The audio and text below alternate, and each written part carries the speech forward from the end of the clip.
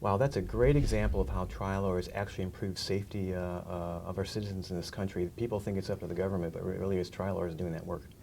Yeah, we hope that 10 years from now, it'll just be just like a lighter. All lighters have that safety feature for children where they can't light it.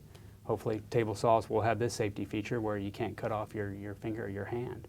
Yeah. And some people might think, well, God, I mean, if they cut off their finger or their hand, it's their fault. But actually, most table saw injuries occur from what's called kickback. Huh. And that's where if they're cutting a piece of wood, all of a sudden it gets into a harder piece of the wood, something like that, and the saw does a kickback, and that can cause people to, when it kicks back, it can cause people to lose their balance, and then all of a sudden they cut their finger or their hand off. Oh.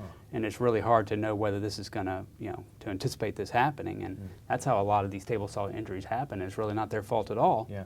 But if the saw had the safety feature, Right. then they'd still have their finger or their hand. Right.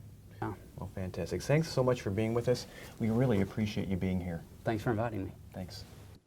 Well, that's all for now. Stay tuned for further updates on America's top trial lawyers.